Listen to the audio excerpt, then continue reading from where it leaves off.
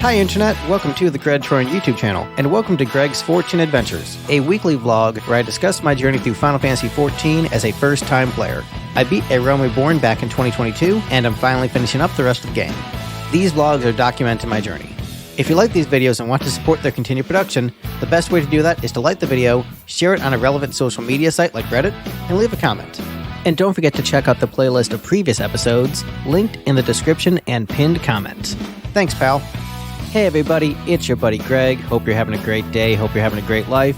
This week's vlog is going to be a bit of a catch-up vlog because we had 2 weeks of banked episodes, basically episodes I prepared in advance because I was going to be going out of town for what ended up being like a week and a half.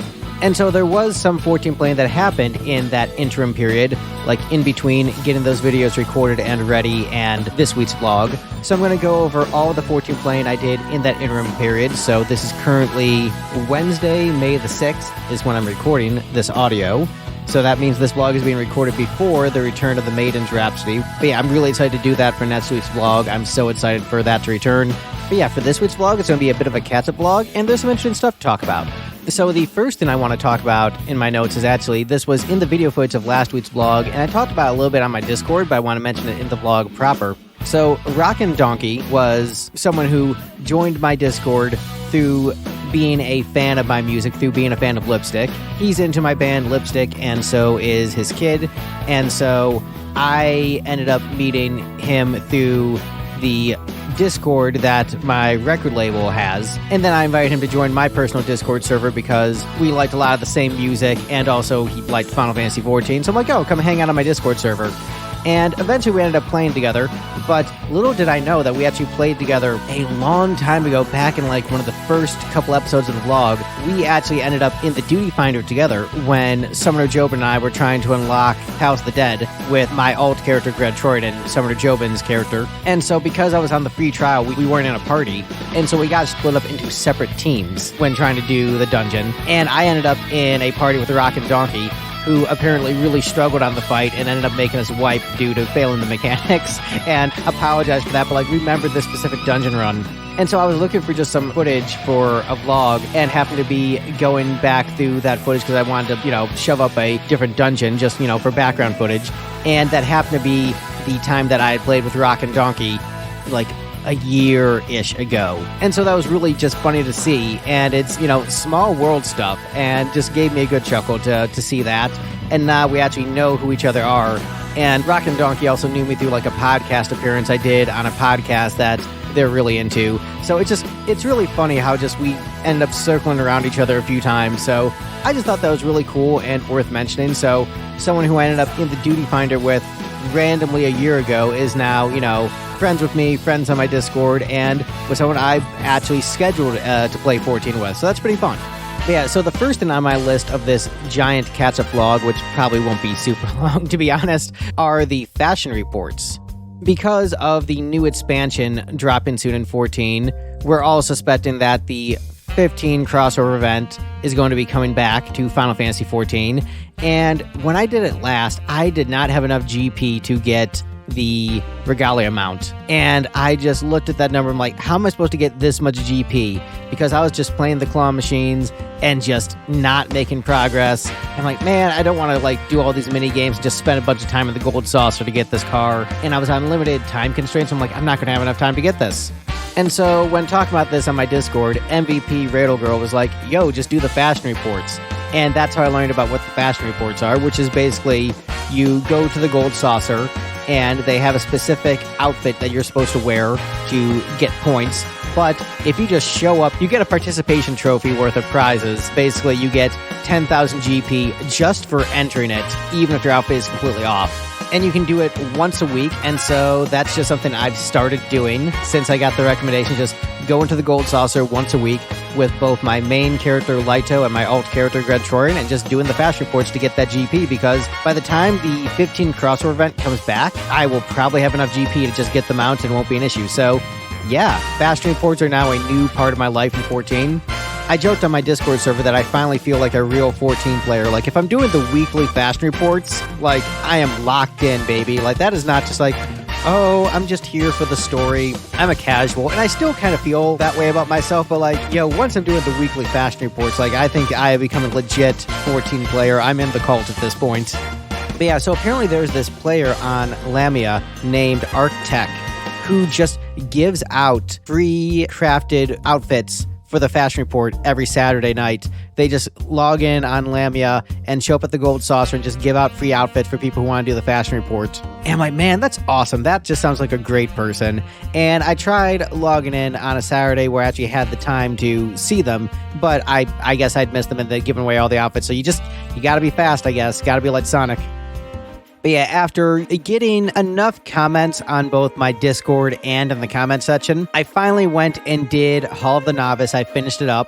It wasn't nearly as bad as I thought. Doing Hall of the Novice, I thought it was going to be like really tedious, and I'd be like, I just want to do quests. This is taking forever. But it didn't take that long, so finally did it. It's pretty funny. When I was at Hall of the Novice, one of the NPCs asked if I wanted to be a mentor because of all my experience. I'm like, Lamau, I'm just here to do the tutorial. I have no idea what I'm doing. Like, that was funny to me that, like, when I went there to do the tutorial, like, do you want to mentor other people? Like, no. Editor's note, Greg isn't saying no because he doesn't want to help people. Greg is saying no because he feels like he has no idea what he's doing and is more likely to need help. But yeah, I also did some duties over the course of the last couple weeks, just, to get a little bit of 14 playing in while I'm doing this giant filler arc of watching everything on YouTube. And because Lito got his 100th player commendation, he got a cool hat as a reward, which is nice. Also browsed the market boards a bit and found a outfit that I think would go great for Greg Troyan, but they're all super expensive, like 800,000 gil a piece. But basically, the calfskin rider, jacket, pants, and gloves, that would be great for my alt character Greg Troyan, because, I'm a rock and roll guy, so, like, that would be, an outfit that I would wear on stage. But, like, man, 800,000 gil a piece? Yeah, that might be like a long-term goal for my alt character, because as far as like obtaining gil, all I've really done is like MSQ and doing duties and then just selling off items that I don't need. So I'm sure there's some way to like farm some gil, but like I don't want to do like a crafting job or anything like that to farm gil. So, but yeah, long-term goal, the calfskin rider, jacket, pants, and gloves. I think that'd be really cool for my alt character. Editor's note, Greg is a vegetarian and used to wear leather jackets and leather pants on stage and would likely only purchase imitation leather going forward. I also got together with all my Discord friends and we did the final bit of the Quarrels of Bahamut questline with Summoner Jobin. And while doing the questline, Summoner Jobin was struggling with sorting their inventory. And so when we were chatting, my friends were like, well, why don't you just do my feisty little chocobo to get the saddlebag? Which I hadn't done either. But yeah, so we actually stopped what we were doing in the Bahamut questline to take a break and do the My Feisty Little Chocobo quest. Summoner Jobin did it, and I did it with Greg Troyan, but then I went and logged in as Lito and did the quest quick, and then logged out, and then went back to doing the Bahamut questline as Greg Troyan. But yeah, it's really cool to be able to, summon a Chocobo as your companion. I think that's fun. The extra storage space is desperately needed in 14, so that's great. But I had forgotten that I'd named Lito's Chocobo Noble after the Noble Chocobo in Final Fantasy XI, because that's my Chocobo in FF11. And then I saw that you can make your Chocobo a different color, so I'm like, ooh, I should, get my Chocobo a different color so it can look like the Noble Chocobo from 11, but it looks like I need to either join a free company or get an apartment to, like, put the Chocobo in some stables to do that. So that's another thing that's, on the back burner of things to do in 14. But yeah, then we finished up the Binding Coil of Bahamut questline, and Summoner Jobin had to go, but I had a little bit of time left. And because I had all my friends there, and we were all gathered together at once, and they had been talking about, like, Greg, you should do some streams. You should do some stream trials. I'm like, you know what? Everyone's here. We have a little bit of time. I was like, guys, do you want to just do a couple of streams quick? And they were down, and we did a couple extreme Stormblood trials, because I guess there was a chance of getting mounts from doing those extreme trials. In particular, these mounts were going to be doggos. And so I was really excited, like, oh man, I hope we get a doggo. But even after doing the trials a couple of times, we did not get any doggos. Big sad. But as far as doing the extreme trials themselves, they were alright. Honestly, like, extreme trials overall, like, don't do anything for me. It's just like, alright, well, whatever, this is just the game, but harder. There isn't that much appeal for them in me because, like, there's not that much story, and, like, maybe getting a cool mount would be fun. But as far as, like, doing the actual trial itself, I'm just like, whatever. I'm glad I did it because I got so many recommendations from my Discord people to try it out. But by that same token, like, I don't know if I really feel the need to, like, do extreme trials again. Like, oh, cool, I did it, and it's fine. I'm more excited for doing the Extreme Trials as like a social aspect thing than for actually like doing them for the rewards of the challenge. But yeah, then after that, it was time for my trip out of town, which, like I said, I'd prepared some episodes for. I reacted to my old opinions on A Realm Reborn, which surprisingly held up better than I thought they would. And also did an interview with the Koalas, who is a member of my Discord and friend. Had a fun time chatting with them about Final Fantasy XIV as part of my Interview a Final Fantasy XIV Player series. They were the inaugural guest in that, and I thought that was a really fun discussion. But yeah, while I was out of town, a lot of stuff happened. So Fanfest was happening while I was out of town. And so I got to, hear all this news about the stuff that was happening when checking my phone at like a rest stop. The Evercold trailer dropped, which I did not watch. I have purposely avoided a trailer for something I'm interested in, which I never do. But for the sake of actually being genuinely surprised and avoiding spoilers, I did not watch the Evercold trailer. I'm actually going to put it in the video, like a little bit of it, but I'm actually not going to look at this part of the footage. So I'll like listen for when my talking stops and then look back up at the screen and just avoid the spoilers. But yeah, I did not watch the Evercold trailer. I found out that the next 14 Raid series is going to be an Evangelion series, which I am notorious for not being a fan of Evangelion. I just really disliked it when I saw it back in the day, and like thought it was like a little too pretentious and had its head up its own ass. But one of the things, I try to do with art is to like revisit things that didn't work for me in the past with an open mind and try to see if I can see it from a different perspective. And so I actually did a poll on my Discord as to whether or not I should rewatch Evangelion, the entire series and the movies and all that, to prepare for the Raid series, and that won. So I am going to rewatch Evangelion after having not watched it in a long time. I don't think I've watched it since I was a teenager. So like a solid at least like 20 years since I've watched this show. So I'm going to watch the show, the movies, the remake, and, I'll watch that once I get to Evercold. Once I get up to the Evercold patch content, I'll watch Evangelion. And so that'll actually be part of Greg's 14 Adventures, me watching Evangelion and seeing if I like it better now that I'm, in my 30s as opposed to a teenager. But yeah, there's so much stuff going on with 14. There's going to be a new combat system that's more action-oriented, which I'm a little bit worried about as, since I'm finally getting used to the combat and liking Red Mage, I'm worried about how Red Mage is going to feel with the new combat system. Monk might feel better, so that might be cool for Monk for my ult. But, I really hope that Red Mage still feels like Red Mage. And, there's that new duty system that they've got going where it's going to be like cross-world, so you can form duties across data centers and not just across like the server you're on. So that'll be very cool. That'll definitely help with queue times. And also moving duties to being once a week as opposed to daily. And so I wonder, are they just going to give you a ton of gil at once? And then I also wonder, is that going to lead to some problems? Like, what if someone's doing a duty on, let's say it resets Sunday at Japanese midnight, and let's say you get to a story duty on a Wednesday. Is just nobody going to be in the duty finder? And so then that might lead to more issues of nobody's doing the duty then, because if everyone just waits for it to reset and does it right away. So I wonder if that's going to lead to more issues rather than leaving it as a daily thing. I really wonder how that's going to work. But yeah, I haven't looked at the FanFest stuff too specifically because I'm actually avoiding spoilers. So this is all just info I got from my Discord people of stuff that seemed relevant. My Discord people, they're kind of carrying the vlog this week with all the info that they gave me, with help me out with the extreme trials and the Bahamut stuff, and also freaking the interview with the koalas. They've been carrying this vlog. So shout out to my Discord peeps. You are the saviors of my vlog. You are the warriors of light. And I guess that's a good point for the made video call to action. If you like these videos, please like, comment, subscribe. Helps in the algorithm, helps your buddy Greg, helps fund these videos. You liking the video basically boosts it in the algorithm. And then the tiny bit of ad revenue I get from the YouTube ads, that pays for my 14 subs. So literally you are sponsoring these videos by just hitting the like button. So if you want to be a sponsor, hit that like button. If you're watching on mobile, I think there's a button called Hype.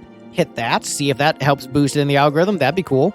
And join my Discord if you want to just hang and talk with me. The main rules on there is keep it PG-13 in terms of violent and sexual content, but if you want to swear, go nuts. And then, if you're like, oh, I really want to post this thing from an M-rated game, just like, use like a Content warning spoiler.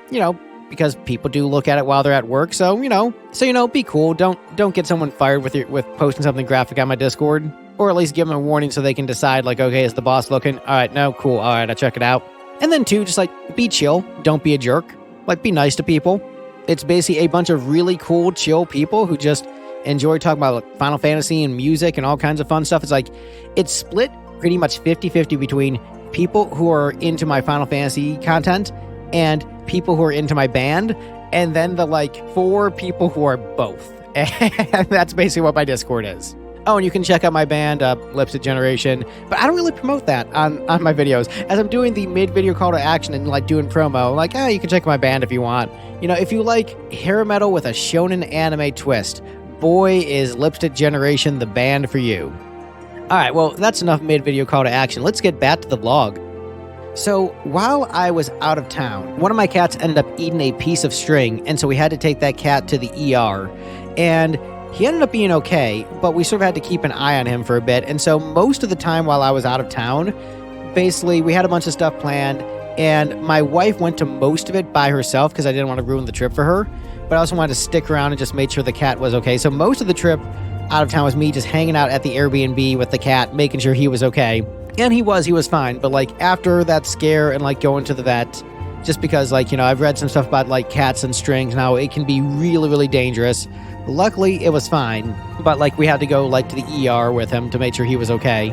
I just had like a lot of anxiety, and so I was hoping to like watch some 14 stuff on my phone because the place we're at also didn't have internet. And so I was like, oh, whatever, I'll just watch 14 stuff on my phone. But I had so much anxiety and was just still worried about my little fur baby that I actually like basically just sat there like worried for a few days. So I didn't watch any of the 14 stuff I wanted to watch on my phone for the Greg 14 filler arc of watching a shit ton of 14 content. But while out of town, I found a Jollibee.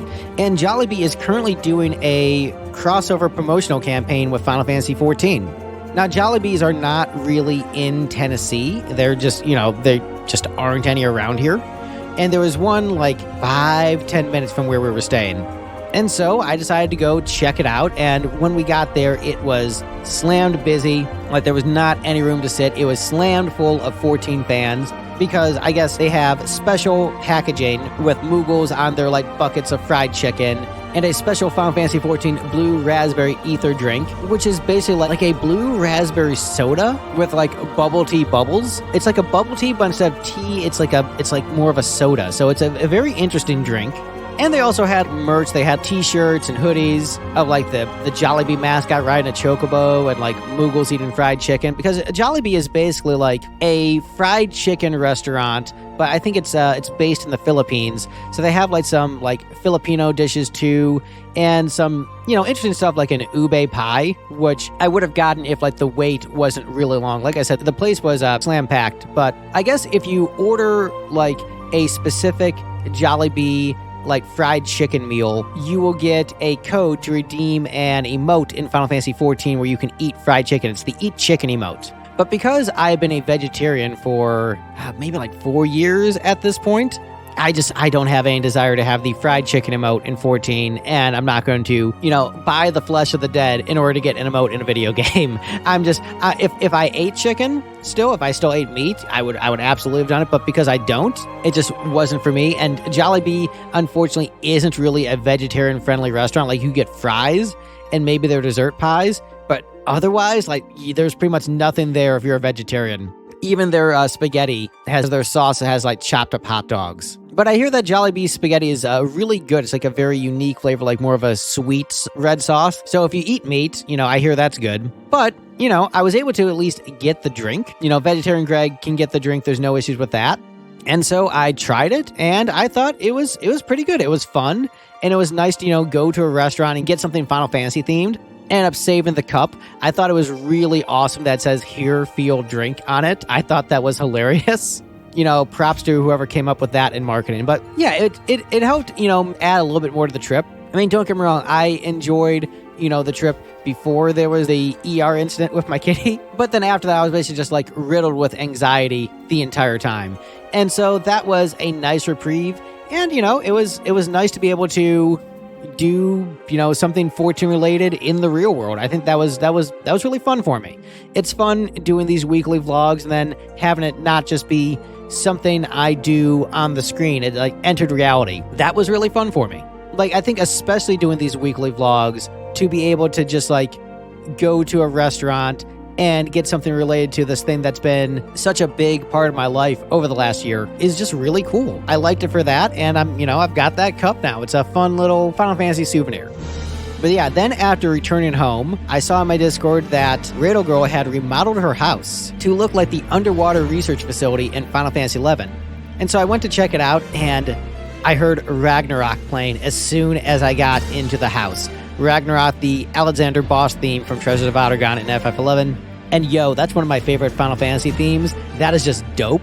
And so I was just loving it, hanging out in her house and just hearing that song. It was like, yes, I love this. And the little statues of Alexander and Odin, tremendous. And while there, I tried G-Pose for the first time, which I had no idea how to do that until just seeing people talk about G-Pose on my Discord and then looking it up. Because I always wonder, like, how do these 14 players get such good photos? Do they just have better PCs than me? Fast way of just getting rid of all the UI elements to get those nice pictures? I just thought that everyone just was better at 14 than me and figured out how to do it. And so then I just looked up what G-Pose was and did it for the first time. I don't know if I'm going to be a regular G-Poser, but it was really fun to finally do that after seeing so many G-Pose photos, for all this time. But yeah, my first ever G-Pose photo was down in Radel Girl's house in the underwater research facility while Ragnarok played. So yeah, that was very cool to finally do that for the first time. But yeah, then after that, it was back to my list of the great Final Fantasy XIV filler arc, watching all the seasonal events that I have missed over the years, and also the job quest lines for jobs I don't necessarily plan on doing. And so Valentine's Day was next on the list. And it felt really good to get back into the swing of watching these, because after like the anxiety with my cat, like I really wanted to make progress on my list. Like I really wanted to make progress while I was down, like, hanging out in Florida in an Airbnb, but just like I had just too much anxiety to like even watch stuff on my phone. So it was nice to like be back home, know that he's okay, and just, dive into more 14. So the 2014 Valentine's Day event was us getting sent to the 3 city-states by Lisette de Valentione to help with affairs of the heart. And so each city-state had like a different little mini-quest. One of them was called Love is a Battleground, a play on Love is a Battlefield. And that is about Roswen and Carvalen having a duel because they don't want to admit that they like each other. I haven't seen too much of Roswen, so I don't really know much about her, to be honest. The one that stood out to me was the one that was in Gridania with a girl named Nemo Maimov, who mourns her lover Gwaine, who went off to battle in Cartano. And there's this younger guy, Gilbert, who tries to get her to move on, and he was basically like a kid who had a crush on her growing up, but now he's an adult, so it's like, hey, you should be with me now, girl I had a crush on, because I'm an adult now. And we end up finding Gwaine, who claims he lost his memory, but then it's revealed that he's actually a scammer. He never actually went to Cartano, and so Gilbert reveals his crimes, but asks us not to tell Nemo because he doesn't want to break her heart even further. And it was named after the Richard Marx song, Right Her Waitin', which is just absolute banger, 10 out of 10 classic, fantastic song. And then there's a quest called Sweet Sweet Love, which is a funny quest where Yellow Moon asks us to gather ingredients to make chocolate for her fans, and she ends up using really toxic, weird ingredients and makes them sick, and it's pretty funny. And then the final quest that year is delivering 2 pieces of chocolate to Lisette, but male characters get one kind of chocolate from doing the quest line, and female characters get another kind. And so the only way for you to finish that quest is to, theoretically, trade with another player. And to do a cute Valentine's trade, because I got 3 pieces of this kind of chocolate, but I need 1 piece of the other kind. And so you're supposed to, talk with a girl if you're a guy and hey, do you want to trade chocolate? And it'd be a cute little Valentine's thing, which I really like. But the guy whose video I watched just bought it from the market board, Lamau. I do appreciate when MMOs try to force interaction. I think that is actually something cute that MMOs do. But it is also hilarious how some players I'll just do the market board instead. That is funny to me. And don't get me wrong, I will do that when it's more convenient too, but I like the sentiment. 2015 Valentine's Day had you finding missing lovers of different citizens of the city-states. So basically, there'd be people from different city-states, and they're my lover has gone missing, help me find them. But the trick is there are no quest markers, so you have to either find them on your own or talk with other players to find out where the missing lovers are. So that, again, that's forcing the interaction. 11-esque that way, where like, or how 11 used to be, where before the wikis you would have to ask other players like, hey, where the hell am I supposed to go for this quest? That's kind of what they were doing here, which, again, I do admire, like, what they were trying to do here. Whether or not it landed, you know, that's open to debate, but I appreciate the effort. But yeah, the quest ends up with a character named Hortenfence revealing his love to Lady Lisette, because it's revealed that she rescued him from the snow years ago, where, like, he was wounded in battle and she rescued him, but forgot that she rescued him because he was, like, so unrecognizable because he was so wounded. And he ended up falling in love with her at first sight. But, like, because he was so wounded, he could, like, barely see who she was, but, like, he felt her spirit and was searching for her for so long. And then he ended up, like, working for House Valentione for Valentione's Day, and then eventually realized that she was the one that rescued him, and he confesses her love, and they become a couple, and it's pretty cute. It was a cute quest, and the reward of the Chocobo barding looked really fun. I thought that was a cool reward, so yeah, solid year for Valentione's Day. 2016 Valentione's Day was mostly about fortune telling, where basically you team up with another player to get your relationship compatibility read. And Hortenfence actually went to get his relationship compatibility read without Lisette, but because he went to the reading without her, and he got her birthday wrong, which is a big red flag if you don't know your girl's birthday. But because he got her birthday wrong, it was like, you two are uncompatible and it's terrible and you should just break up now. But then when he went with her and, you know, got her right birthday, they got a fortune that was like, no, everything's going to be great. And then he proposed to her. And it was cute, but yeah, just like not knowing your girl's birthday, like that is such a red flag. And I'm actually like super paranoid about that. Like I've never forgotten my wife's birthday or our anniversary, but I do have anxiety about it. I have anxiety about a lot of things. I have more anxiety than I care to admit. Like I had the anxiety about like my cat going to the ER, and I have anxiety about like forgetting my wife's birthday or our anniversary, even though I write it on my calendar and I have it memorized, and I stare at it for like weeks before or even months before. I'm like, okay, I'm going to have something planned, and like I'll buy the gift like 5 months in advance, but I still like, I'm always like, but what if I mess up? But yeah, Hortenfence not knowing her birthday. Come on, dude. Yeah, 2017's quest was one where you go around using the blow kiss emote to pick your favorite of the 3 Adventurers Guild leaders. And it's kind of a shipping tease with 3 characters you wouldn't generally assume you'd ship, but like it doesn't really go anywhere. Like there's like, oh, is there a romance? No, there definitely isn't any romance. Don't allow yourself to feel any romantic affection for these characters.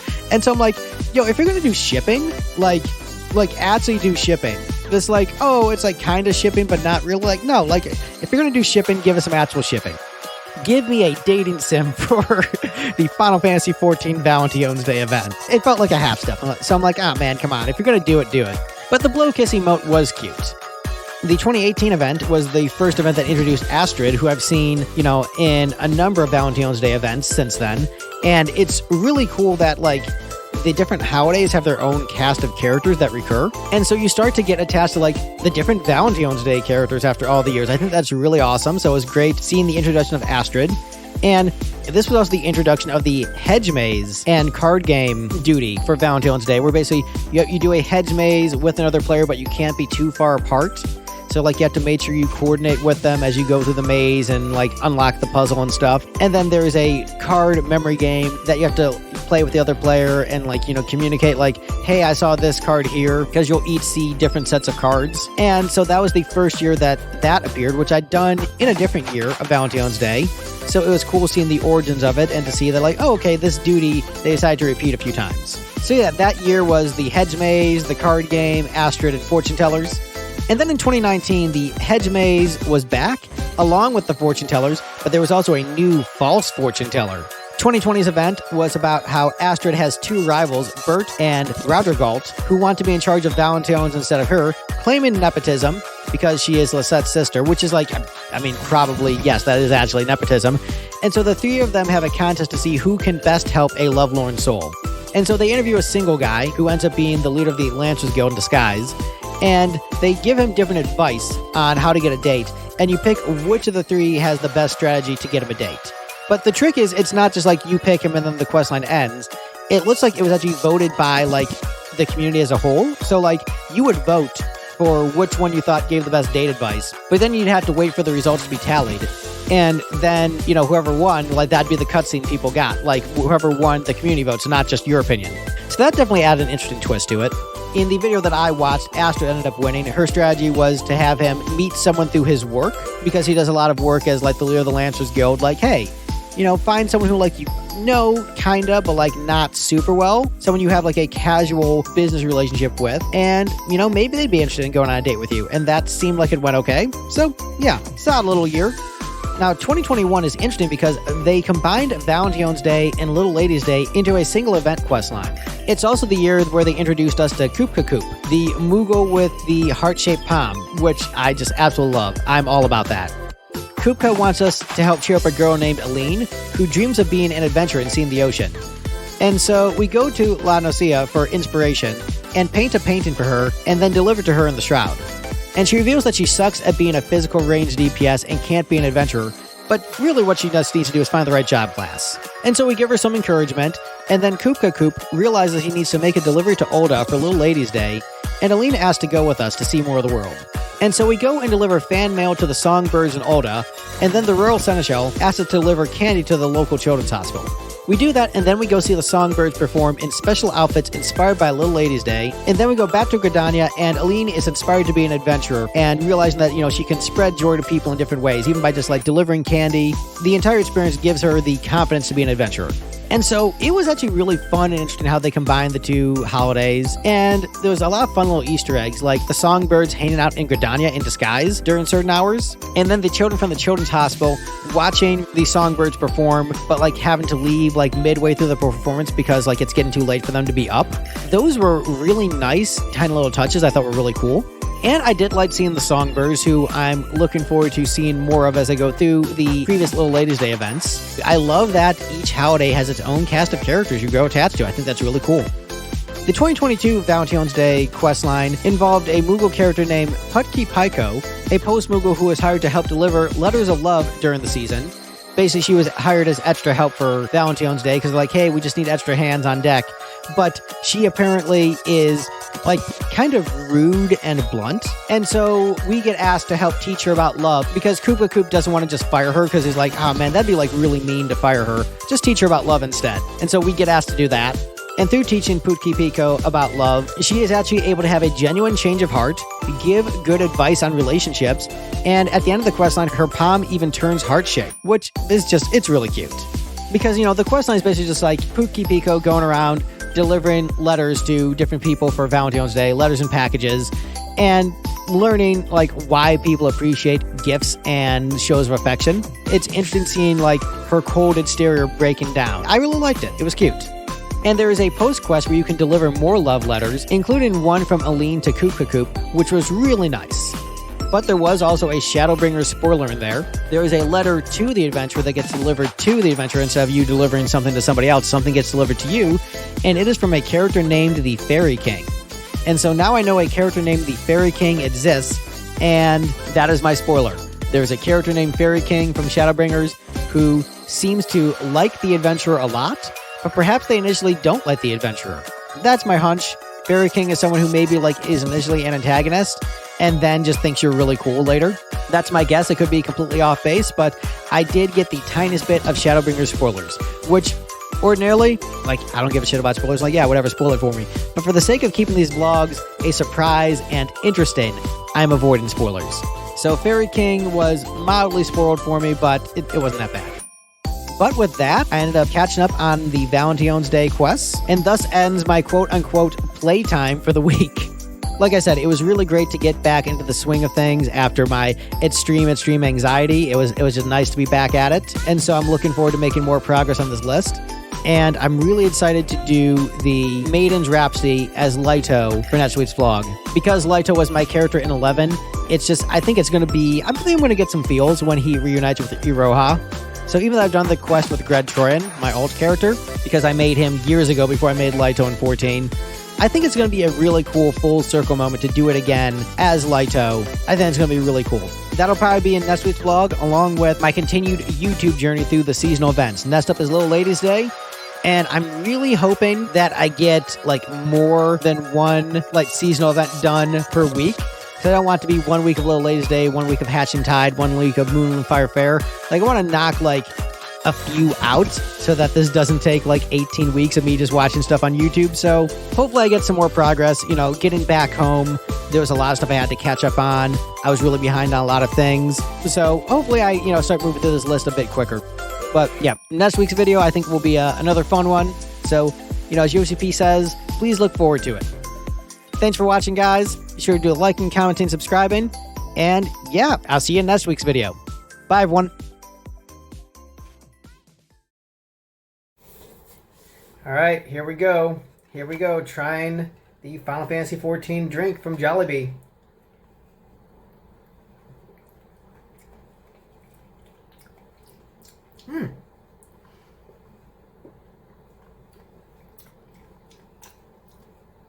It's very tart, but very good. I like it.